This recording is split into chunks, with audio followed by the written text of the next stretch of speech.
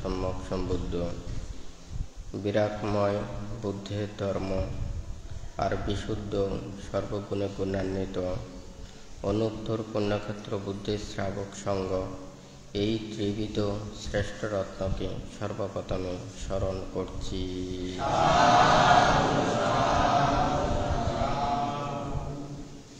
আজকে দুধাঙ্গ কুটিরে উপস্থিত দুধাঙ্গ কুটিরের সংশ্লিষ্ট দায়ক দায়িকা উপাসক উপাসিকা তথা বিভিন্ন জায়গা হতে যাহারা সমবেত হয়েছেন, আপনাদের উদ্দেশ্যে কিছু ধর্ম উপদেশ প্রদান করার প্রারম্ভে প্রত্যেকের প্রতি মৈত্রীময় আশীর্বাদ জানাচ্ছি।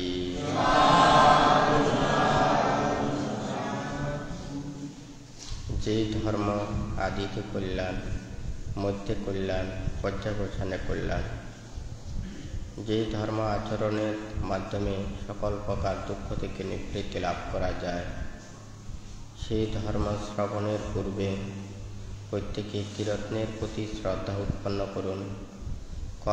কর্মফলকে বিশ্বাস রেখে নীরবে ধর্ম শ্রবণ করুন।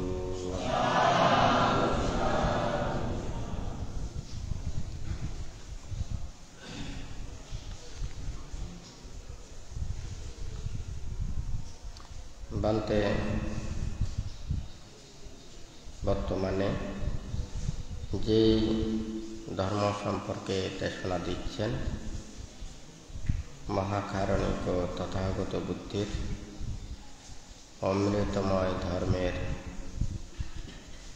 ধর্মপদ বইয়ে পুষ্পবর্গের গাথা প্রসঙ্গে বান্তে দেশনা দিচ্ছেন।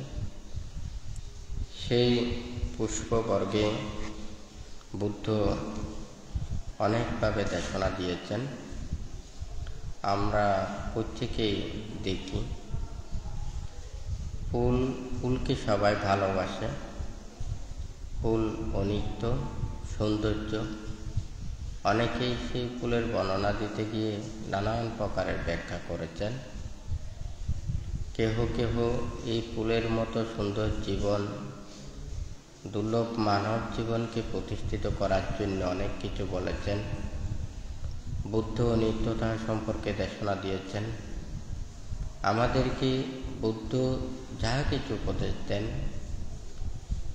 এই মানবের কল্যাণের জন্য, ভালোর জন্য, সৎ পথের দিকে ধাবিত করার জন্য, মুক্তির দিকে ধাবিত করার জন্য, নির্বাণ সত্যকে উপলব্ধি করার জন্য বিভিন্ন উপায়ে দেশনা দিয়েছেন। তো ভান্তে এখানে বলেছেন, সর্বপ্রথমে সেই ফুলের মতো জীবন গঠন করার জন্য, দুর্লভ মানব জীবনকে সার্থকে রূপান্তরিত করার জন্য এখানে বিভিন্ন গাথায় বিভিন্ন দিন দেশনা দিয়েছেন। কিভাবে আমরা জীবনকে এইভাবে গঠন করব, তো এক এক গাথায় এক এক বিষয় সম্পর্কে দেশনা দিয়েছেন। তা আজকে ভান্তে বলেছেন, প্রথমে শিলের কথা এবং সাধারণ মানুষের উপকারের জন্য সেই দেশনাও দিয়েছেন। এই যে অনিত্য দুঃখ অনাত্মার কথাও দেশনা দেওয়ার কথা ভান্তে বলেছেন। তো আজকে যে গাথা প্রসঙ্গে এখানে দিচ্ছেন, বুদ্ধ অনিত্যকে উপলব্ধি করে এবং মিথ্যা দৃষ্টিকে পরিত্যাগ করে নিজের চিত্তের দ্বারা সম্যক ধর্মকে দর্শন করে, যাহাতে প্রজ্ঞা উপলব্ধি করতে পারে, সেই জন্যই এই গাথাতে বলেছেন।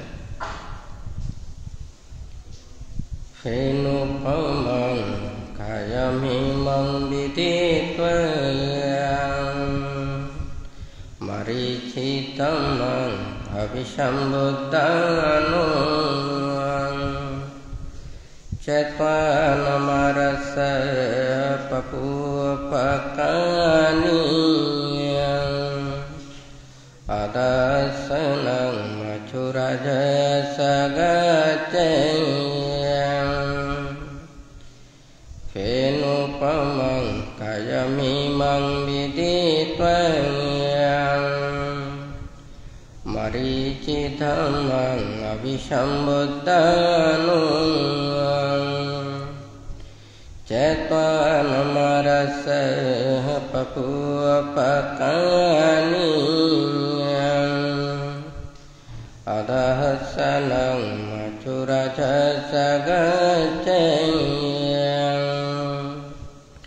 ফেনুপমং ক্ষয়মিমং বিদিত্বং মরীচিদম্মং অভিসম্বুদ্ধানুং চেত্বানমরসঃ পপুপকানি অদহসনং মথুরজসগচ্ছতি।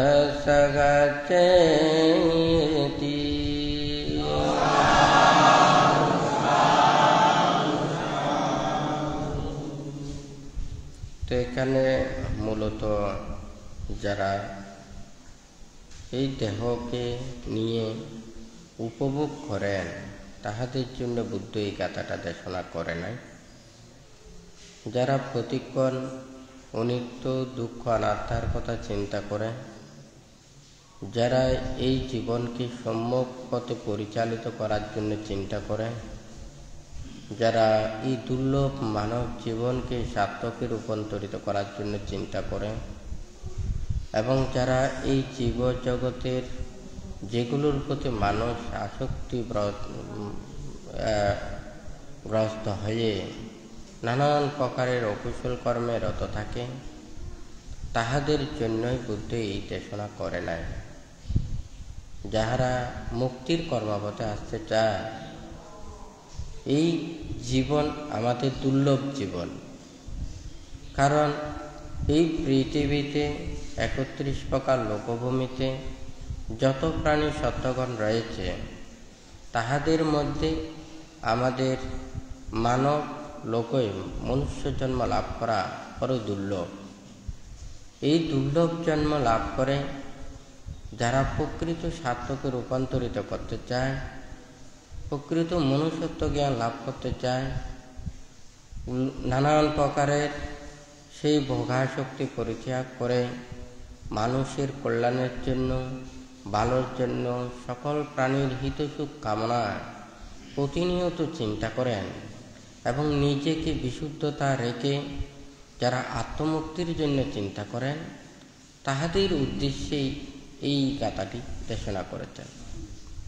তো এখানে বলেছেন যে কি, যিনি এই শরীরকে ফেনপিণ্ডের ন্যায় অনিত্য ও মরীচিকার ন্যায় মিথ্যা ভ্রান্তকারী রূপে সম্যকভাবে উপলব্ধি করেন এবং এই পুষ্পের স্বরের ন্যায় পঞ্চ ইন্দ্রিয়ের সুখানুভূতির আসক্তি ত্যাগ করেন, তিনি একমাত্র সে মারের সকল প্রকার বন্ধন থেকে ছিন্ন করিয়া যে স্থানে গমন করেন, তাহাদের সে গতিপথকে জানিতে পারে না।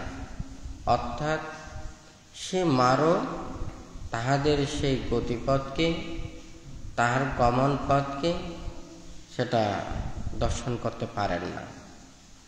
আজকে এখানে কিন্তু যদিও বা কথাটা কম, এখানে ব্যাখ্যা কিন্তু অনেক।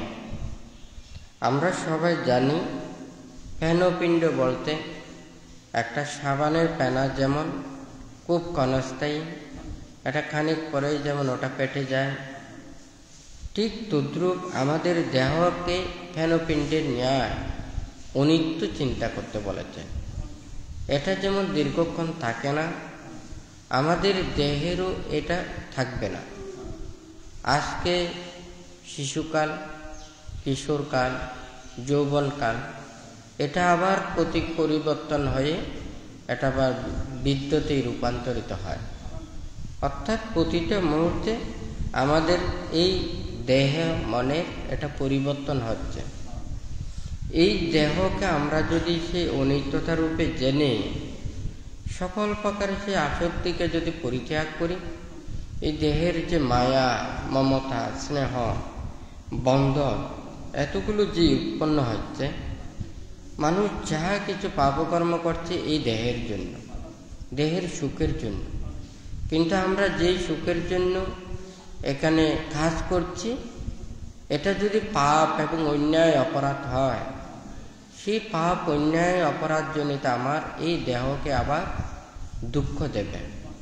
তা আমরা যখন অনিত্য চিন্তা করব, তখন এই দেহের প্রতি আমাদের সে আসক্তি পরিত্যাগ করবে।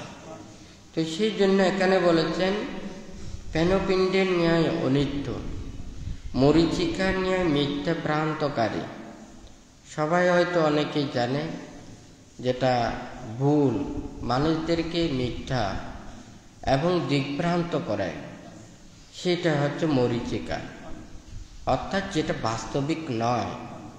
আমরা যেটাকে দেখি কিংবা জানি এটা প্রকৃত নয়, এটা হচ্ছে মরীচিকা। আমরা এই দেহর সুখের জন্য এই যে আসক্তির ওখানে উৎপন্ন হয়, এই যে মরীচিকার ভ্রান্তে, এগুলোকে পরিত্যাগ করার জন্য।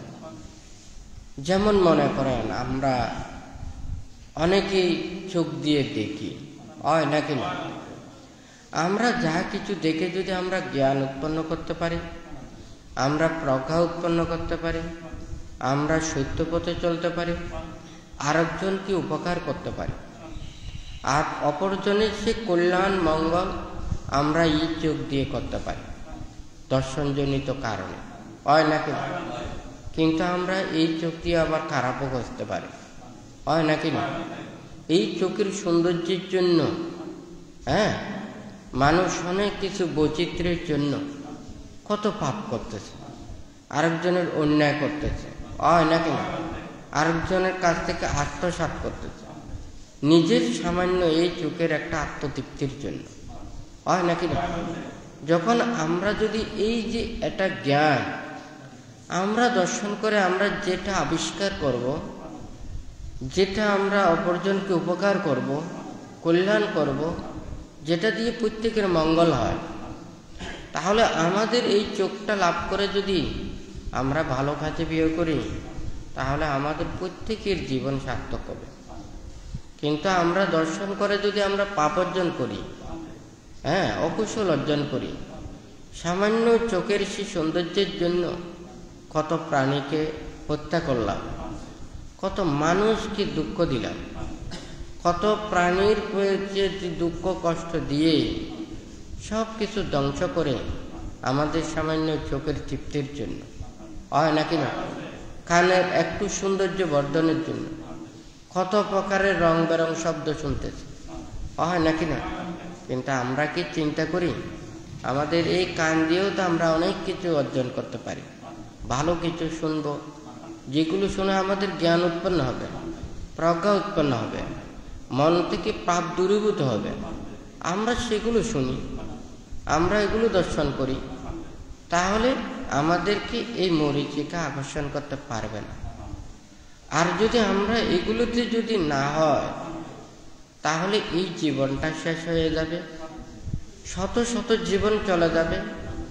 আপনার সেই চোখের ইন্দ্রিয়ের ইচ্ছা, এটা কোনোদিন শেষ হবে না। কান কর্ণ ইন্দ্রিয় শ্রবণ শক্তির ইচ্ছা, এটা কোনোদিন শেষ হবে না। জিহ্ব ইন্দ্রিয়ের রস আস্বাদনের যে আসক্তি, এটা কোনোদিন শেষ হবে না। এই জীবন চলে যাবে, শত শত জীবন চলে যাবে, এই পৃথিবী ছেড়ে কেউ চলে যেতে চাইবে না, হয় নাকি? এইটাই তো আসক্তি, এইটাই তো তৃষ্ণা। কেউ যদি বলে করে না, আমরা কোনো কিছু বিশ্বাস করি না, শুধু এই জন্মটাই বিশ্বাস করি, আচ্ছা ঠিক আছে, আপনি এই জন্মটা বিশ্বাস করেন। আপনাকে যদি জিজ্ঞাসা করি, আপনি কি এই পৃথিবী ছেড়ে চলে যেতে চান? বলবে যে না, আমি এই পৃথিবীর যে সৌন্দর্য, এগুলোই আমি দর্শন করতে চাই। এই ইন্দ্রিয়ের যে সুখানুভূতি, আমি এই সুখ ছেড়ে চলে যেতে চাই না। এটার কারণেই পুনর্জন্ম হয়। এই যে আসক্তি, এই যে তৃষ্ণা, এই যে ইচ্ছা, এইটার কারণেই এটা সৃষ্টি হয়। যেমন আমি আপনাদেরকে বলি, প্রত্যেকই ঘরে বাড়ি একটা কি করে, ওখানে বাড়ি করেন, কোনো কিছু সাজান, প্রথমে আপনারা এটা আগে মনের মধ্যে আঁকেন, চিন্তা করেন, হয় নাকি না? যখন সেই মনের সেই চিন্তাটাই কিন্তু বাইরে বহিঃপ্রকাশ হয়। আমরা যেমন কথা বলি, মনের সেই ভাবটা আমরা মুখ দিয়ে বলি, অনেক সময় ভালোটা বলি, অনেক সময় সেটাকে উল্টা করে বলি, অর্থাৎ মুখে মনে আর হয় নাকি না? কেউ আছে মনের মধ্যে অনেক কুৎসিত এবং খারাপ, কিন্তু মুখ দিয়ে খুব মধুর বাক্য ভাষণ করে, হ্যাঁ, মুখ দিয়ে অনেক ভালো কথা বলে, কিন্তু মন কুৎসিত, হয় নাকি না? মরিচিকায় আচ্ছন্ন। হ্যাঁ, আবার কেউ আছে মনে যাহা কিছু উপলব্ধি করেছে সেটা ব্যাখ্যা করেছেন, তাহলে সে বাস্তব সেটা বর্ণনা করছে।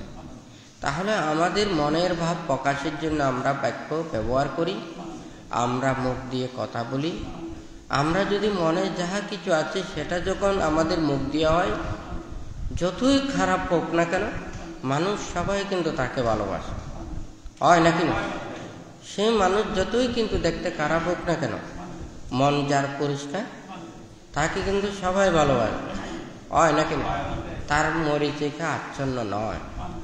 কিন্তু যার এই প্রান্ত মরিচিকা আচ্ছন্ন, তাহলে সে যতই এখানে উপরে হোক না কেন, এটা কিন্তু এক সময় না এক সময় ভেসে ওঠে, হয় নাকি না?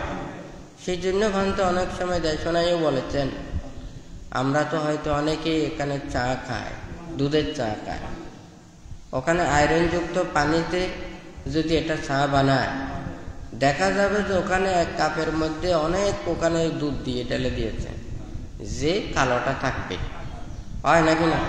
আয়রনের পানি ধরা পড়বে, ঠিক আছে নাকি না? তাহলে ঠিক তদ্রূপ এই দেহকে নিয়েই সবার চিন্তা, মনকে নিয়েই সবার চিন্তা। আমরা প্রত্যেকেই দেহ এবং মনটাকে নিয়ে আমরা প্রকৃত সত্যটাকে দর্শন করি, এটাকে নিয়ে আমরা চিন্তা করি, তাহলে আমরা প্রকৃত সুখ লাভ করতে পারব। কিন্তু আমরা এটাকে নিয়েই যদি সবসময় খারাপ চিন্তা করি, আমরা মিথ্যে পর্যবসিত হই। যেমন মনে করেন অনেকেই অনেক কিছু চায়, সঠিক গন্তব্য পথে যদি না হয়, আমরা অনেকবার ট্রাই করেও সেটা পাই না, কিন্তু সঠিক হলে সেটা অবশ্যই পাই, হ্যাঁ, আর সঠিক না হলে এটা পাওয়া যায় না। তো ঠিক তদ্রূপ আমরা তো প্রত্যেকে সুখ চাই, কেউ দুঃখ চায় না, হয় নাকি না? আমরা প্রত্যেকে শান্তি চাই, আমরা প্রত্যেকে মঙ্গল চাই, উন্নতি চাই, হয় নাকি না? তাহলে এই কথাটা সত্য। কিন্তু মানুষ কখন খারাপের দিকে যায়? যখন মনটা খারাপের দিকে হয়, তখন এই দেহ মন খারাপের দিকে চলে যায়, হয় নাকি না? তাহলে আমরা যদি এটা চিন্তা করি, এই দেহকে নিয়ে আমরা এমন কোনো খারাপ কাজ করব না, যে কাজ করলে আমিও দুঃখ পাবো, অপরজনও দুঃখ পাবে, আমিও কষ্ট পাবো, আরেকজনও কষ্ট পাবে, তাহলে আমরা সেই কাজ করব না। এই দেহকে নিয়ে এমন কোনো চিন্তা করব না যেটা আমরা সারা জীবন শেষ করেও এই দেহের সুখ পাওয়া যাবে না।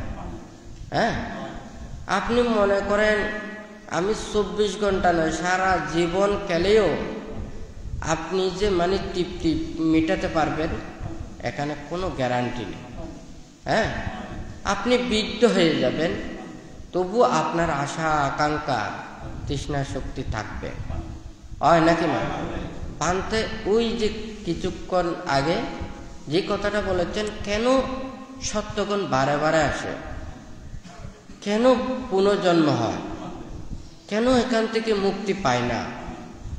সে যদি এই দেহ মনের প্রকৃতি সত্যকে উপলব্ধি করে, এখান থেকে যদি লোভ, দেশ, মোহ সকল প্রকার এই যে পাপ ক্লেশগুলোকে ধ্বংস করতে পারে, তখন সে এই দেহের আর দুঃখ অনুভব করবে না। এই দেহ আর ধারণ করবে না, এই দেহটা শেষ ধারণ।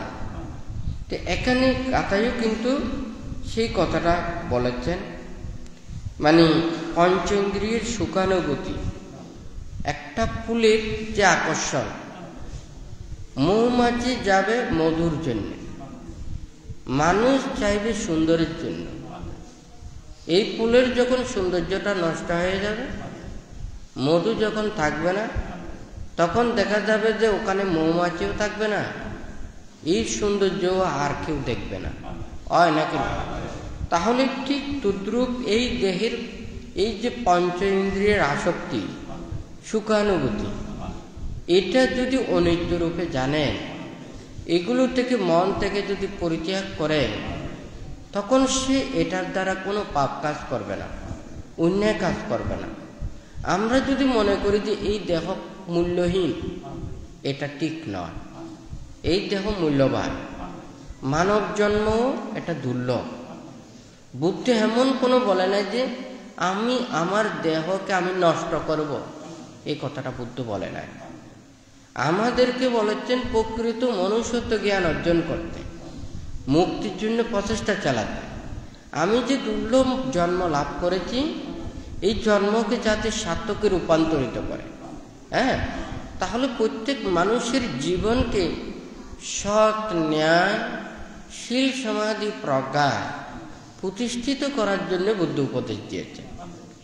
অর্থাৎ এই জীবনকে সফলতা করার জন্য বলেছেন, খারাপ কাজের থেকে পরিত্যাগ করতে বলেছেন। তো এই দেহকে অনিত্য রূপে জানা, অর্থাৎ এটা প্রজ্ঞা লাভের ক্ষেত্রে।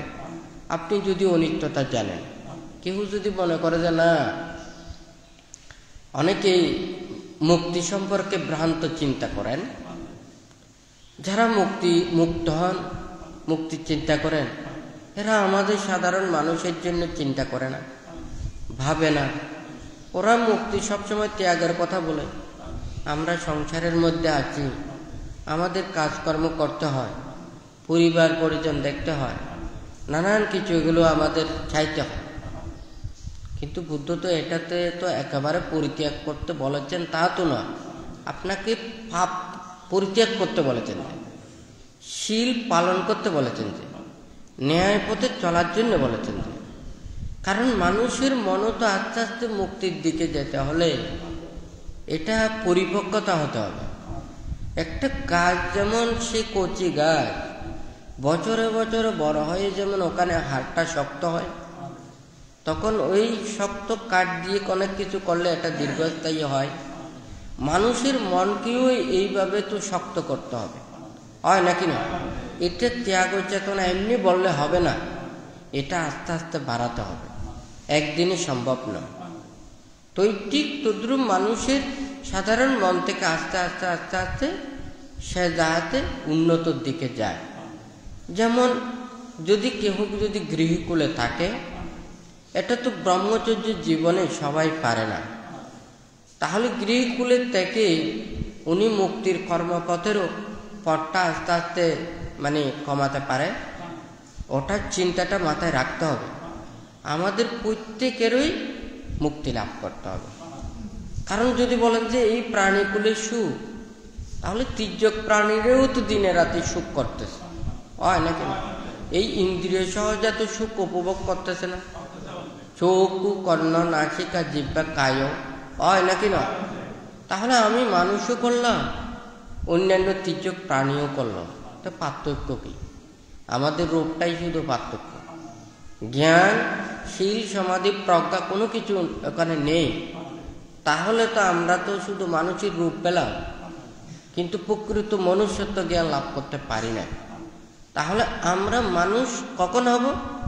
মানুষ মানুষের জন্য একটা কথা বলে, হয় নাকি না? কিন্তু অন্যান্য প্রাণীরা এটা বলে না। অর্থাৎ আমি মানুষ, আমি মানুষের জন্য কাজ করব, তাহলে আমি মানুষ হব। তাহলে কি করবেন? এমন কোনো প্রতারণা করবেন না, এমন কোনো কাজ করবেন না অন্য মানুষের সেটা দুঃখ, কষ্টে এবং বিভিন্ন বিপদে পড়তে হয়। তাহলে এটা আবার আমার মানুষ থাকবে না। মানুষ রূপে জন্ম লাভ করে আপনি মুক্তির জন্য চাইলে মুক্তও হতে পারবেন। আপনি ভোগ বিলাস সমস্ত কিছু পরিত্যাগ করে আজীবন মানুষের কল্যাণের জন্যও নিবেদিত হতে পারেন, হয় নাকি না? আবার আপনি যদি চিন্তা করেন আমি খুব খারাপ হব, শুধু মানুষদেরকে জ্বালা যন্ত্রণা দুঃখ দেব, তাহলে পাপ করে এমন স্থানে যেতে হবে যে স্থানে গেলে আসা খুবই কঠিন। হ্যাঁ, এখানে নরকের কথা তো অনেক ব্যাখ্যা করেছে, সবচাইতে কঠিন নরক এটা হচ্ছে যে অবিচি নরক, হয় নাকি না? সেই অবিচি নরকে পর্যন্ত ওখানে পতিত হতে হবে। তাহলে আমরা তো এই মানব লোকে সব কিছু, বড় বড় টাউন বন্দরে যেমন সব কিছু পাওয়া যায়, আর টাকা দিলে সব কিছু পাওয়া যায়, হয় নাকি না? একেবারে যাই চাইবেন তাজা চাইলে তাজা পাবেন, টাকা দিয়ে ওখান থেকে সব কিছু পাওয়া যায়। আমাদের এই মানব লোকটাও তো একটা দৃশ্যের মতো। হ্যাঁ, এটা স্বর্গের মতো সুখ পায়, আবার নরকের মতো দুঃখ পায়।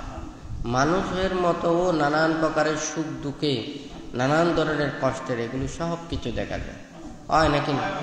ভালো দেখা যাচ্ছে, খারাপও দেখা যাচ্ছে, সত্যও দেখা যাচ্ছে, মিথ্যেও দেখা যাচ্ছে। এখানে পুরো এটা বিচিত্র চিড়িয়াখানার মতো, হয় নাকি না? সবাই যায় চিড়িয়াখানায় রং বেরং দেখতে, কিন্তু আমাদের মানুষের যে রূপ রং বৈচিত্র্য, এটাও যদি চিড়িয়াখানায় সাজানো যেত, আমার মনে হয় মানুষ অনেক জ্ঞান আর মানুষের উপলব্ধি হতো। আমরা যেই চিড়িয়াখানায় যাচ্ছি, এই পশু পাখিগুলো হাসতেছে না, কিন্তু মানুষের যে চিড়িয়াখানা, এইগুলো দেখলে মানুষও হাসি রাখতে পারবে না, হয় নাকি না? মানে তাদের আমরা শুধু রূপটা দেখে আমরা চিড়িয়াখানায় যাই, কিন্তু আমাদের মানুষের মন এক ধরনের, রূপ আর এক ধরনের। হ্যাঁ, হয় নাকি না? ভিতরে একটা বাইরে আর একটা। কিন্তু এই যে রূপের ভিন্নতার যে কত চিড়িয়াখানা চলতেছে, হয় নাকি না? তা আমরা তো শুধুমাত্র বাহ্যিক এগুলো নিয়ে চিন্তা করি। তো বুদ্ধ এখানে বলেছে যে আমাদের এই দেহ জগৎটাকে নিয়ে, আমরা এই দেহের প্রকৃত সত্যকে যদি জানতে পারি, তাহলে এই দেহকে আমরা সংরক্ষণ করব, রক্ষা করব, সুন্দরভাবে পরিচালিত করব। হ্যাঁ, তাহলে এই দেহে আর দুঃখ থাকবে না। যেমন মনে করেন আপনারা অনেকেই মোবাইল এনেছেন, হ্যাঁ, তাহলে মোবাইলে আপনারা বিভিন্ন জায়গায় ছবি তোলেন, রেকর্ড করেন, ভিডিও তোলেন, হয় নাকি না? ওই মোবাইলে থাকবে না, আপনি যদি মেমোরি দিয়ে নিয়ে ফেলেন, হয় নাকি না? এই মোবাইলটা নষ্ট হয়ে যাবে, কিন্তু ওখান থেকে যে তোলা হয়েছে এটা আপনি অনেক দিন ধরে সেভ করে রেখে দিতে পারবেন, কিন্তু এই মোবাইলটা রেখে আপনি ওটা পারবেন না, হয় নাকি না? এই দেহ জগৎও এই ধরনের। আমাদের এই দেহ জগৎকে নিয়ে কেউ পাপ করে, কেউ পুণ্য করে, কেউ ধর্ম করে, হ্যাঁ, অকুশল কর্ম করে। এই যা কিছু জন্ম থেকে মৃত্যু পর্যন্ত ভালো খারাপ করেছে, তার সাথে এগুলো সব চলে যাবে। হ্যাঁ, ওই যেমন একজন মাতা পিতারা যেমন সন্তানদেরকে জন্ম দিয়ে, ওরা যদি পাপ অন্যায় অপরাধ করে, যেমন মাতা পিতারাও কি তাদেরকেও বদনাম করে না, দুর্নাম করে না, হয় নাকি না? ওরা ভালো করলে তাদেরকেও যেমন প্রশংসা করে, ঠিক তদ্রূপ এই দেহ জগৎকে নিয়ে আপনি যে ভালো কাজ করেছেন, সেই পুণ্যে আপনাকে কিন্তু অভিনন্দন জানাবে। যখন মৃত্যুবরণ হবে, তখন সেই পুণ্য রাশিগুলো আপনাকে অভিনন্দন জানিয়ে ভালো জায়গায় নিয়ে যাবে। আর যখন আপনি পাপ কাজ করবেন, তখন কিন্তু ওই যমদূতের মতো এগুলো এসে আপনাকে মেরে মেরে যন্ত্রণা দিয়ে দিয়ে ওই যন্ত্রণামূলক জায়গাতে আপনাকে নিয়ে যাবে। হ্যাঁ, তাহলে ভালো কর্ম করলে ভালো স্থানে, খারাপ কর্ম করলে খারাপ স্থানে, কিন্তু এই দেহ নিয়ে যা করেছেন এটা সব ফেলে যেতে হবে, হয় নাকি না? তাহলে আমাদের সবাই তো এইভাবে চলে যাবে, কিন্তু স্মৃতি রয়ে যাবে। কোন স্মৃতি? আপনি যদি মুক্ত হন, তাহলে আপনি নিজেকে সকল প্রকার দুঃখ থেকে মুক্ত হয়ে নির্বাণে পতিত হবেন। আর যদি আপনি ওখানে যদি না পারেন, তাহলে স্বর্গে গেলেন বা নরকে গেলেন বা ব্রহ্মলোকে গেলেন, হ্যাঁ, কিন্তু ওই কর্মের বিপাকগুলো আপনাকে ভোগ করবে। আমরা তো হয়তো অনেকেই এটা চিন্তা করি না। এগুলো চিন্তা করলে ওখানে পরমাত্মিক জগৎ নিয়ে সবাইকে ভাবতে হবে।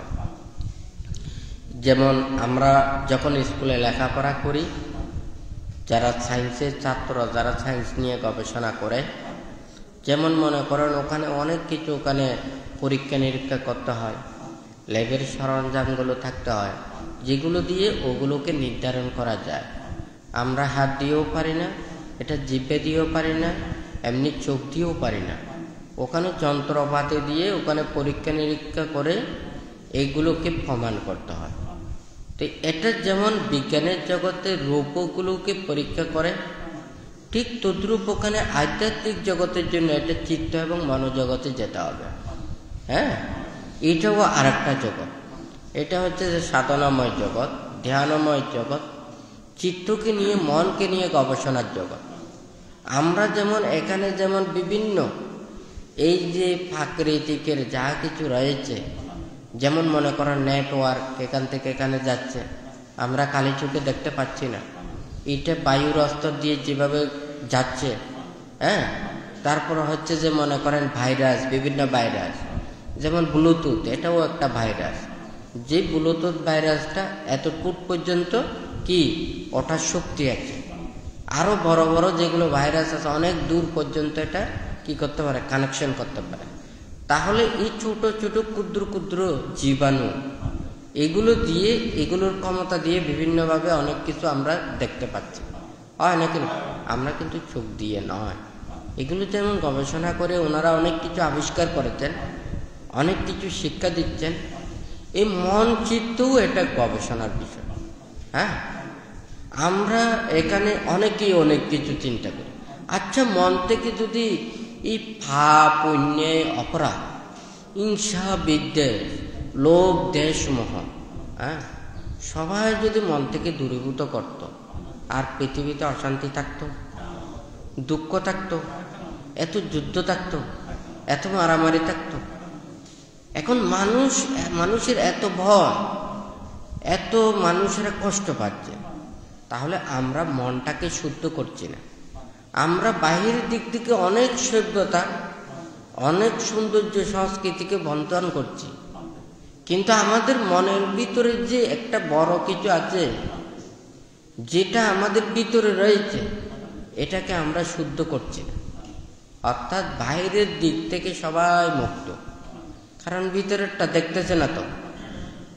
হ্যাঁ, আমার মনটা খুব খারাপ, আমি মুখ দিয়ে ভালো কথা বললাম, মানুষদেরকে ভালো দেখালাম, আমাকে সবাই জানবে আমি খুব ভালো মানুষ, হয় নাকি না? সবাই প্রশংসা করবে। কিন্তু আরেকজন হয়তো সে মনটা খুব ভালো, হ্যাঁ, ভালো কাজ করতে চাচ্ছে, কিন্তু তার ভালো মনটা মানুষ দেখতেছে, হ্যাঁ, তার ভালোগুলো মানুষ বলছে না। তখন অটোমেটিক দেখা যাবে এই ভালোটা আর মানুষের মধ্যে ভালো থাকবে না। তখন মানুষ জানে যে কি, এই মানুষটা খুব ভালো, এই মানুষটা খুব সুন্দর কথা বলে, কিন্তু ভিতরটা যদি না দেখে, সবাই তো প্রশংসায় মশগুল, হয় নাকি না? তো এত প্রশংসা কেন পাচ্ছে, এত লাভ কেন হচ্ছে, এত জয় কেন হচ্ছে? সে তো এই কাজগুলো করছে, বাইরেরটা ঠিক করছে, ভিতরটা ঠিক করে না। তাহলে আমাকেও পেতে হলে আমারও তো এই রূপ ধারণ করতে হবে, হয় নাকি না? আমি তো ভালো মতো লেখাপড়া করলাম, ভালো পাস করলাম না, আর নকল টকল করে যদি ওখানে যদি সার্টিফিকেটের নাম্বারটা বাড়াই দিলাম, আমাকে কলেজে ভর্তি করাইয়ে দিলাম, কারণ ও আমার চেহারাও দেখে নাই, আমার অভিজ্ঞতা দেখে নাই, আমার জ্ঞানটা দেখে নাই, কাগজের লেখাটা দেখেছে। হ্যাঁ, তখন তো আগে অনেক ছিল। মানুষের মন শুদ্ধ না আসলে বাইরের যতই কিছু আপনি প্রেশার করুক না কেন, এটা একদিন নয় একদিকে চলে যাবে। যেমন মনে করে একটা জায়গাতে যদি চতুর্পাশে ঘেরা থাকে তাহলে যেতে পারবে না, কিন্তু চতুর্দিকে খোলা, ওই দিকে রাস্তা দিয়ে যদি আপনি যান, হ্যাঁ, একটা কুকুর মনে করেন ওই দিক থেকে আসতেছে, আপনি তাড়িয়ে দিয়েছেন, আপনি যতক্ষণ রাস্তায় আছেন আপনার সামনে দিয়ে আসতেছে না, সে বিল ঘুরিয়ে নয় অন্য রাস্তা ঘুরিয়ে সে পেছন দিকে আবার চলে আসবে, হয় নাকি না? কিন্তু আপনি সামনে দিয়ে বাধা দিচ্ছেন, কিন্তু সে অন্য পথ ধরে, সে রাস্তা ধরে, এটা কিন্তু আবার পেছন দিকে চলে আসছে। কথাটা সত্য না মিথ্যা? ঠিক তদ্রূপ মানুষ যতই কিছু এখানে মানে মানুষকে প্রোটেকশন দেওয়ার জন্য চিন্তা করুক না কেন, মন শুদ্ধ না হলে, আমাদের মন থেকে যদি পাপ এগুলো দূরীভূত না হয়, তাহলে কোনোদিন আমরা শান্তি পাবো না, সুখ পাবো না, হয় নাকি না? তা আমরা তো এত কিছু তো সবার সুখের জন্য, শান্তির জন্য, সবার মঙ্গলের জন্য, তাহলে আমরা এই সুখের জন্য চিন্তা করে আমরা দুঃখ পাচ্ছি কেন? অর্থাৎ আমরা শুধু নিজের সুখ না, আমরা নিজের সুখের জন্য অপরজনের সুখকে আমরা চিন্তা করি না। হ্যাঁ, নিজেরটাকেই সেটা বড় মনে করে দেখি। হ্যাঁ, এটার জন্যই তো দুঃখ। ভান্তে পাখির কথা বলেছেন, সে পাখিগুলোও অনেক সুখে থাকে, কারণ তাহারা শুধুমাত্র সেই ক্ষুধা নিবৃত্তির জন্যই আহার গ্রহণ করে। হ্যাঁ, সেই ছোট পাখি ছোট আহার, বড় পাখি বেশি বড় আহার গ্রহণ করে। তো ভান্তে বলেছে যে একটা বড় বট বৃক্ষ, হ্যাঁ, ছোট পাখিও ফল খাচ্ছে, বড় পাখিও ফল খাচ্ছে, হয় নাকি না? কিন্তু আমাদের যদি এই ধরনের হতো, হয়তো আমার গায়ে শক্তি থাকলে দেখা যাবে যে চতুর্দিকে আমি ছাড়া এই গাছ থেকে কেউ খেতে পারবে না, হয় না? কথাটা ঠিক নাকি বেঠিক? কিন্তু এতগুলো প্রাণীর মধ্যে দেখা যায় ওখানে বড় বড় বটফল আছে, ছোট পাখি আছে, আপনি দেখবেন না ওখানে একটা পাখি আর একটা পাখিকে টোকরাচ্ছে, ওটা দেখবেন না। ওখানে দেখবেন বড় পাখি বড় ঢালে বসে খাচ্ছে, ছোট পাখি একটা ফল খেয়ে পেট পুড়ে গেছে, সে উড়ে উড়ে ঘুরতেছে। হ্যাঁ, যখন একটু খিদে লাগছে ওখানে গিয়ে ওখানে খাচ্ছে, হয় নাকি না? এটা তো আর অন্য কোনো কিছু নয়। সবাই যদি বড় একটা বুধি বৃক্ষের গাছের নিচে যখন ফল পাকে, বা বট বৃক্ষের যখন ফল পাকে, সেই গাছের নিচে বসে দেখলেও আপনি দেখবেন এই পাখিদের জগৎ আমাদের মানুষের জগৎ, হয় নাকি না? এই পাখিগুলো কত আনন্দের মধ্যে আছে, আনন্দে সবাই খাচ্ছে, হয় নাকি না? কিন্তু আমরা মানুষের মধ্যে, আমরা যদি ওটা হতাম, তাহলে হবে যে এই গাছ থেকে আমি ছাড়া আর কেউ যাতে খেতে না পারে। আমি যদি খেতে না পারি তাহলে চিরে চিরে হলেও নিতে ফেলে দিতাম, হয় না? তাহলে মানুষের মনে হচ্ছে যে এই ধরনের। আর এই যে আমরা তির্যক প্রাণীকে, নিরীহ প্রাণীদেরকে আমরা হিংস্র বলতেছি, আমরা তাদেরকে নিকৃষ্ট প্রাণী বলতেছি, আমরা মানুষকে সৃষ্টির সেরা জীব বলতেছি, আমরা মানুষকে মহৎ বলতেছি, আমরা সকল প্রাণীর মধ্যে আমরা মানুষই শ্রেষ্ঠ বলতেছি, হয় নাকি? আসলে মানুষই তো শ্রেষ্ঠ। হ্যাঁ, সৃষ্টির সেরা জীব, কিন্তু আমাদের মানুষের মতো মানুষ হতে হবে তো। হ্যাঁ, আমাদের মনুষ্যত্ব জ্ঞান না থাকলে, সৎ জ্ঞান না থাকলে, সদ্গুণ না থাকলে আমরা কোনোদিন বড় হতে পারবো না। এখানে বুদ্ধ হয়তো অনিত্যতা সম্পর্কে অনেক কিছু বলেছেন, অর্থাৎ আমাদের এই দেহ মনটাকে নিয়েই বলেছেন। তা আমাদের এই দেহ মনের জন্যই তো এত কিছু, হয় নাকি না? তাহলে আমরা কাউকে দুঃখ দিই না, কষ্ট দিই না, আঘাত দিই না, কারো অনিষ্ট কামনা করি না। হ্যাঁ, তাহলে তো আমাদের আর দুঃখ থাকবে না।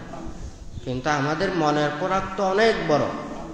হ্যাঁ, তো এই মনের খোরাকটা কি? কার উপরে কে উঠবে, হয় নাকি না? আমার মনে হয় আজকে যদি আমাদের যদি পাকা থাকতো, মানুষের যদি পাকা থাকতো, চেতনাটা থাকতো তো উই পোকার মতো। হ্যাঁ, উই পোকা যেমন গাত্তা থেকে বাইর হয়ে 2-4টা পাখা যেগুলো থাকে, এগুলো দিয়ে উড়তে উড়তে যেমন আকাশ মিটে চায়, আমার মনে হয় মানুষেরও যদি পাকা থাকতো, মানুষেরা ওই পোকার মতো কিন্তু ওখানে এই মানে পাখা দিয়ে আকাশে ওঠার জন্য চিন্তা করত। হ্যাঁ, তো আমরা তো সব কিছু সৃষ্টি করছি মানুষের কল্যাণের জন্য। আমাদের মেধা দিয়ে আমরা সৃষ্টি করতেছি।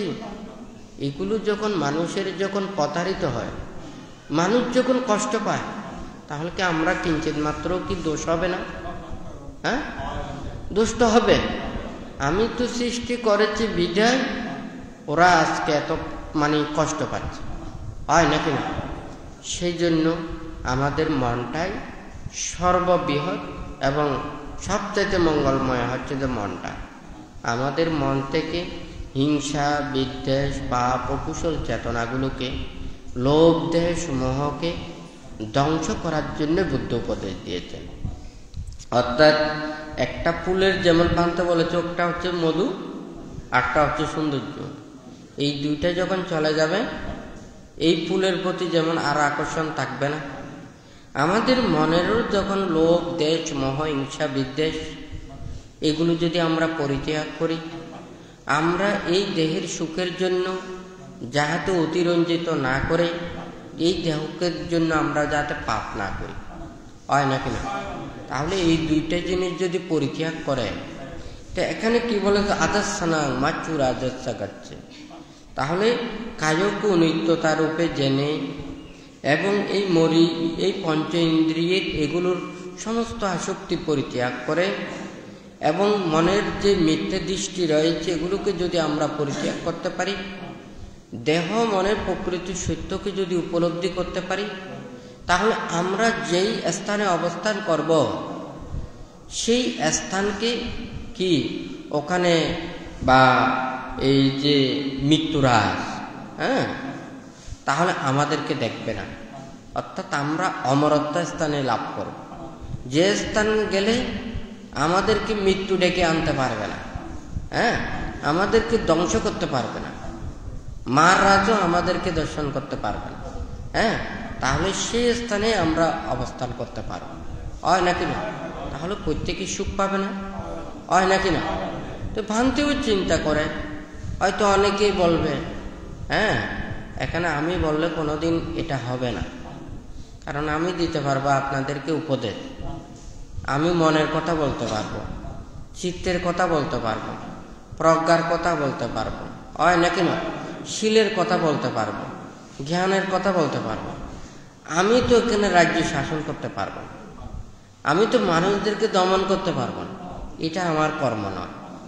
আমার কর্ম হচ্ছে যারা ভালো কিছু চায়, ভালো কিছু শুনতে চায়, যারা জ্ঞানের পথে আসতে চায়, তাদেরকে কিছু আমার দেওয়ার, হয় নাকি না?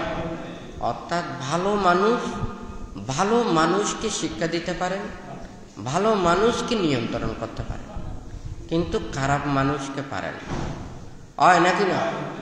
কিন্তু খারাপ মানুষকেও পারে, যখন সে খারাপ মানুষ ভালো হতে চায়, ভালো পথে আসতে চায়, হয় নাকি না?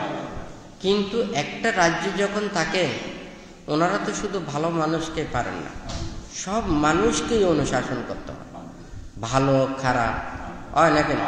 শুদ্ধ মিথ্যা, ন্যায় অন্যায়, শুদ্ধ অশুদ্ধ সব কিছুতে, হয় নাকি না? যেমন গাড়ি আছে না, ডাইরেক্ট গাড়ি, লোকাল গাড়ি, হ্যাঁ, ডাইরেক্টগুলো তো শুধুমাত্র যেখান থেকে যাবে সেগুলোই নেবে, আর বাদ বাকিগুলো পথ থেকে নেবে না। আর লোকালগুলো আছে, এখান থেকে তুলবে, ওখানে নামাবে, এখান থেকে তুলবে, হয় নাকি না? এটা কোনো মানে ধারাবাহিকতার ওইভাবে নেই। ঠিক তদ্রূপ যারা সোজা নির্বাণ এবং মুক্তির পথে, প্রকৃত জ্ঞানের পথে, প্রকৃত শুদ্ধ হওয়ার পথে, তাদেরকেই শুধুমাত্র উপদেশ দিতে পারবো, হয় নাকি না? আমরা তো কোনো কি করতে পারবো না, আমরা কোনো ওখানে লাঠি ধরতে পারবো না, দণ্ড ধরতে পারবো না, কাউকে দুর্বাক্য ভাষণ করতে পারবো না, মিথ্যে বাক্য ভাষণ করতে পারবো না, কাউকে খারাপ বলতে পারবো না। মিথ্যাও তো মানুষের অনেক সময় উপকার করে, হয় নাকি না? কিন্তু মিথ্যা মানুষের অবিশ্বাসের জন্ম নেয়। বান্তা একটা কথা বলেছে না, মনে করেন একটা আপনার কাপড়ের মধ্যে এখন ওখানে মানে একটা রং বেজেছে, তা আপনাকে আগে কেরোসিন দিতে হবে, কেরোসিন যখন দিয়েছেন পুরো কাপড়টা কেরোসিনের গন্ধ হয়ে গেছে, হয় না কেন? তারপরে আপনার সাবান দিয়ে ধুন, পানি দিয়ে ধুতে হবে, সাবান পানি দিয়ে, এরপরে পরিষ্কার করা যাবে। কিন্তু আমাদেরকে বলে দিয়েছে যে এটা তার ধরতেই পারবে না, মিথ্যেই বলতে পারবে না। মিথ্যে দিয়েও তো অনেক কিছু সত্য ঘটনা উদ্ঘাটন করা যায়, কিন্তু আমরা তো মিথ্যের পথে তো মোটেও যেতে পারবো। তাহলে ঠিক তদ্রূপে এটা কর্মপথে ওই বান্ধে ডাইরেক্ট কথাটা বলেছে, আর একটা লোকালের কথাটা বলেছে। লোকালটা যেখানে সেখানে থামাবে, কিন্তু ডাইরেক্টটা থামাবে না। তো যেটা প্রত্যেক ধর্ম নিয়ম নীতিতে একটা কি আছে, ওদের একটা লক্ষ্য এবং উদ্দেশ্য আছে, সে অনুযায়ী কিন্তু গন্তব্যস্থানে পৌঁছানোর জন্য চেষ্টা করে। যার গন্তব্য যেখানে, চট্টগ্রাম হলে চট্টগ্রাম, তাহলে ঢাকা হলে ঢাকা, আর যদি কাছের কোনো স্থান হয় কাছের স্থানে, হয় নাকি না? তাহলে লক্ষ্য যেখানে দেখাবে সেখানে মানুষ ওই দিকে যাওয়ার জন্য চেষ্টা করে। তো সবার লক্ষ্য কি নির্বাণ এবং মুক্তি তা নয়, আবার সবার জন্য নির্বাণ মুক্তি তাও না। আমরা যেমন সেখানে বলি লেখাপড়া বিদ্যা শিক্ষা করে কিন্তু সবাই ডক্টরেট পাস করে না।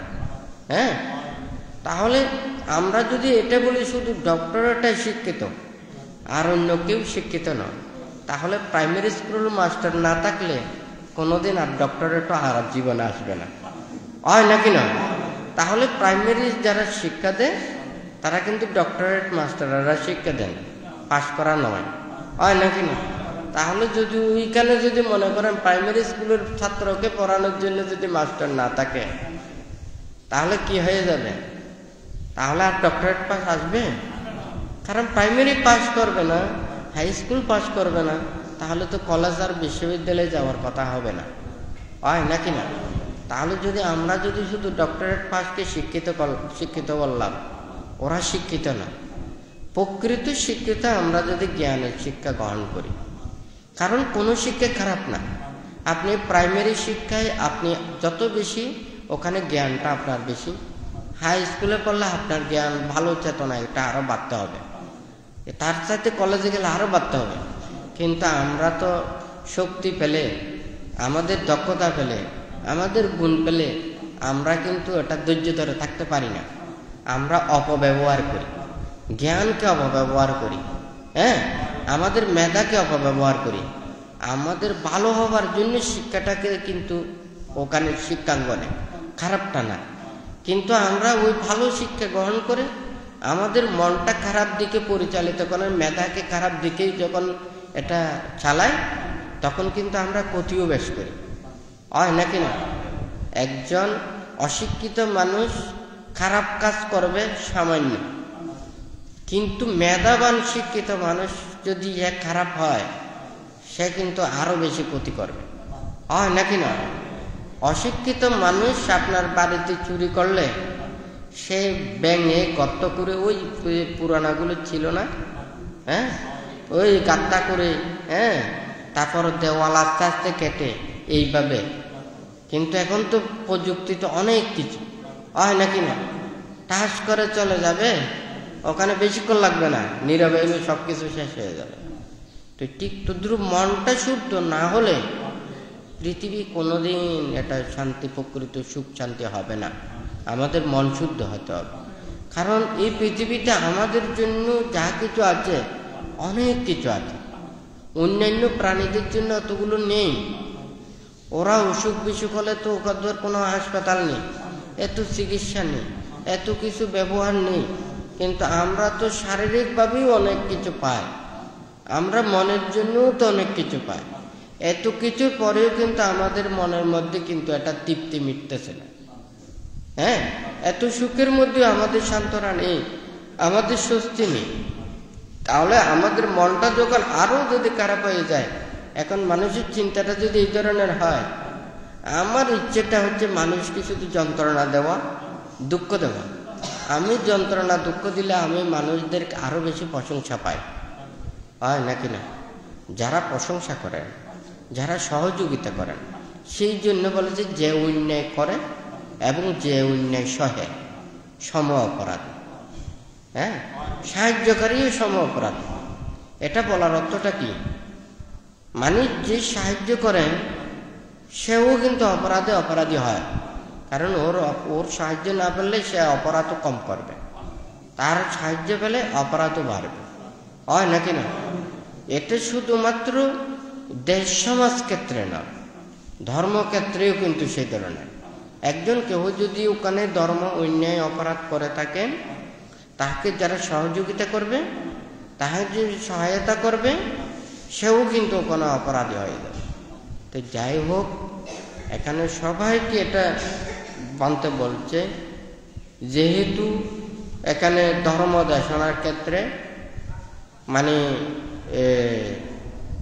প্রথমে অনেক কিছু হিত উপদেশের কথা বলেছেন। এখানে শীল সমাধি প্রজ্ঞা অনিত্য দুঃখ অনাত্মা সম্পর্কে এই গাথাতে যেহেতু অনেক কিছু উপদেশ দিয়েছেন, ভান্তে আরো কয়েক সপ্তাহ আরো একটা গাথা আছে, এবং এটা নিয়ে এখানে ত্যাগের কথাগুলো বলবেন।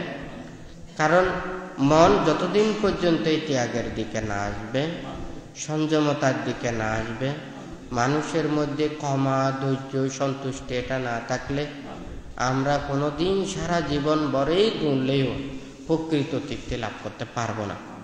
আমাদের সন্তুষ্টিটা লাগবে। এই সন্তুষ্টিতে অনেক কিছু আমাদের মনটাকে শক্ত করবে।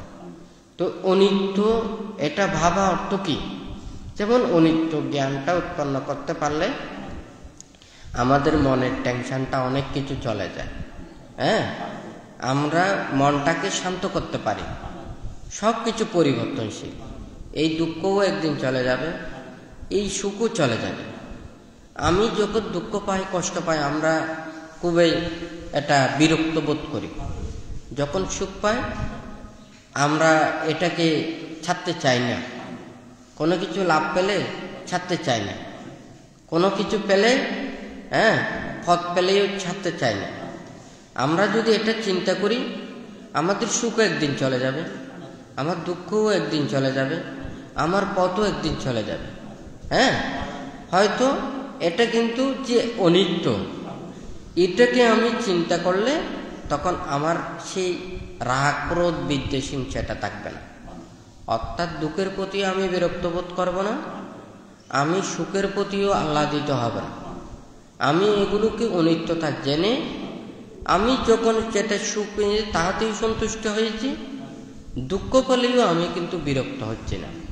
তাহলে আজকে মানুষের মধ্যে এই চেতনাটা যদি থাকে, আমি বেশি কর্ম করেছি, আমি বেশি পেয়েছি, আরেকজনে বেশি কর্ম করে নাই, সে কম পেয়েছে। আবার কেউ কেউ এটা বিশ্বাস করতে চায় না, আমি তো ভালো কাজ করেছি, অনেকক্ষণ কষ্ট করেছি, আমি তো ফাঁকি টাকি দিই নাই। কিন্তু যে ফাঁকি দিয়েছে সে উপরে উঠে গেছে, তখন আমরা এটা বিশ্বাস করতে পারি না, আমরা মেনে নিতে পারি না। এটাও আমাদেরকে মেনে নিতে হবে। সে খারাপ কাজ করে উপরে উঠলো, তার একদিন পতন ঘটবে। কিন্তু আমি তার দিকে না দেখে আমি সৎ ন্যায় পথে থেকে আমি আস্তে আস্তে উপরে উঠবো, তাহলে আমি আর নিচের দিকে পড়ব না, হয় নাকি না? কিন্তু আমাদের এই ধৈর্য, সৎ শিক্ষা, সৎ সমাধানটা আমাদের মনের মধ্যে থাকতে হবে। কিন্তু আমরা তো এটা পারি না। এত দূরে দূরে দূরে দূরে উপরে উঠে যাচ্ছে, আমি তো অনেক পিছনে রয়ে গেছি, হয় নাকি না? এই সান্ত্বনাটা আমরা কেউ রাখতে পারি না। সে 2টা করে, আমি 3টা করি, সে 3টা করে, আমি আর 4টা করি। মানে তার সাথে ওই খারাপের পাল্লাটাই শুরু হয়ে গেছে। তাহলে একদিন দেখা যাবে কি, এই একানিও ওই তারও যে গতি হবে, এরও এই গতি হবে। আপনি সত্যে থাকুন, নীতিতে থাকুন, ভালোতে থাকুন, জ্ঞানে থাকুন। কে কি করছে, কে কি চিন্তা করছে, কে কিভাবে ভাবছে, এগুলো নিয়ে চিন্তা করবেন না, নিজেকে নিয়ে ভাববেন। একজন মানুষ সে উপরেই উঠতে পারে, নিচেও নামতে পারে, কিন্তু আপনি সৎ পথে প্রতিষ্ঠিত হয়ে আপনি প্রতিনিয়ত উপর দিকে যাবেন, আপনাকে কেউ রোধ করতে পারবে না। কারণ আপনার যদি ফাউন্ডেশন যদি 10 তলার হয়, আপনি 1 তালা তুলবেন, 2 তালা তুলবেন, সামর্থ্য হলে 10 তালা পর্যন্ত পারবেন, হয় নাকি না? কিন্তু আপনার ফাউন্ডেশন যদি এখন ওইদিকে 1 তালা 2 তালা, সে তো উপরে শুধু তালা তুলতেই আছে, হয় নাকি না? কিন্তু 2 তালার ফাউন্ডেশনে ওখানে যখন 10 তালা তুলবে, তুলতে তুলতে কখন পরে ঠিক ঠিকানা নেই, হয় নাকি না? তো বুদ্ধ উপদেশ দিয়েছেন প্রতিক্ষণ নিজেকে সংযত রেখে, নিজেকে সুন্দরভাবে রেখে, খেয়ে কি করতেছে এগুলো না দেখে নিজের কর্মের প্রতি মনোযোগ দিয়ে, আমি কি কোনো খারাপ করতেছি, আমি কি ভালো করতেছি, আমি কি ন্যায় পথে চলতেছি, আমি কি অন্যায় পথে চলতেছি, নিজেকে দর্শন করার জন্য উপদেশ দিয়েছেন। তাহলে আমরা যদি নিজেকে দেখে শুনে সৎ পথে চলে, যাহা কিছু আইন নিয়ম নীতি শৃঙ্খলা বলে থাকেন, এগুলো সবাইকে মেনে নিতে হবে। আমরা দেশে থাকি, দেশের আইন মেনে চলতে হবে। আমরা একটা রাষ্ট্রে থাকি, রাষ্ট্রের আইন মেনে চলতে হবে। বুদ্ধ এমন কোনো উপদেশ দেয় নাই যেই বুদ্ধের উপদেশ আচরণ করতে গিয়ে রাষ্ট্রের আইন অমান্য করতে হয়। তবে ঠিক আছে, আমাদের এমনভাবে থাকতে হবে যে আমাদের কারণে যাতে কেউ বিব্রত হতে না হয়। আমরা ধর্ম আচরণ করব এটা মন শুদ্ধির জন্য, হয় নাকি না? আমাদের মনের মধ্যে পাপগুলোকে দূরীভূত করার জন্য, হয় নাকি না? আর সবাই রাষ্ট্র চিন্তা করবে আমাদেরকে কিভাবে শান্তি দেবে, আমাদেরকে কিভাবে সুখে রাখবে। তবে এটা তো আমরা তো ধর্ম বলে তো কর্মও সবাই বিশ্বাস করি, হয় নাকি না? প্রত্যেকেই তো যার যার কর্মফল সে ভোগ করবে।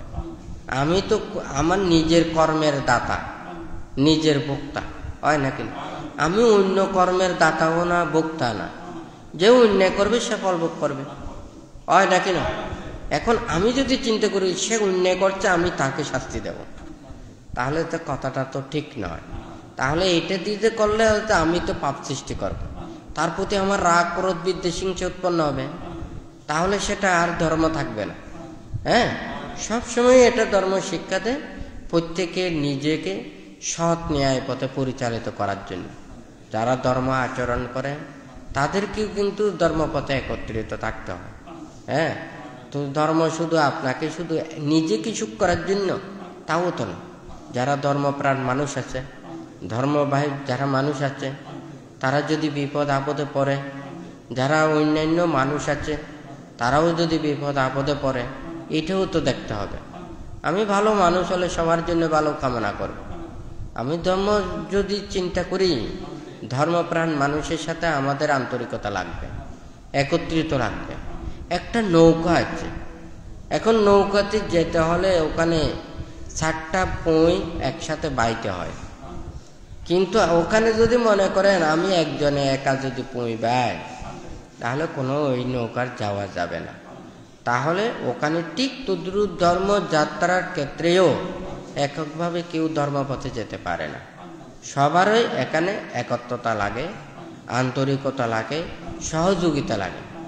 আমরা যদি ধর্মবাহীদের যদি সুখে দুঃখে যদি না চাই, তাহলে সে বলবে যে আমরা তো যেই ধর্ম পাচ্ছি, আমার সুখে দুঃখেও নেই, আমি বিপদে বললাম ওরা আমাকে সাহায্য করলো না, আমি কষ্ট পেলাম আমাকে একটু উদ্ধার করলো না। তখন দেখা যাবে যে সে এই ধর্মের প্রতি বিরক্ত হয়ে এসে কিন্তু অধর্মের পথে চলে যাবে। তাহলে ধর্মপ্রাণ মানুষের তো এটা চিন্তা করা উচিত, ধর্মকে কিভাবে রক্ষা করা যায়। মানুষ তো সমাজবদ্ধ জীব, এটা তো এককভাবে কেউ থাকতে পারে না। তাহলে আমাকে ধর্মকেও রক্ষা করতে হলে ধর্মপ্রাণ মানুষদের সাথেও আমাদেরকে মিলেমিশে চলতে হবে, সুন্দরভাবে থাকতে হবে, সহযোগিতা সহায়তা করতে হবে, হয় নাকি না? একটা প্রদীপ যদি এখানে একটা জ্বলে, ওখানে একটা জ্বলে, ওখানে একটা জ্বলে, এলোমেলোভাবে জ্বললে এই প্রদীপটা সুন্দর লাগবে না, এই প্রদীপের স্থিতিও থাকবে না। কিন্তু একটা জায়গায় রাখবেন, ওখানে চতুর্দিকে আলোটা প্রভাবিত হবে। একটা প্রদীপ যদি নিভেও যায়, আর একটা প্রদীপ থেকে আলো পেয়ে কিন্তু সেই প্রদীপটা আবার প্রজ্বলিত হবে। কথাটা সত্য না মিথ্যা? ঠিক তদ্রূপ আমরাও ধর্মকে এইভাবে রক্ষা করি, তাহলে কোনোদিন এটা ধর্মের মানে অবনতি কিংবা পরিহানি হবে না।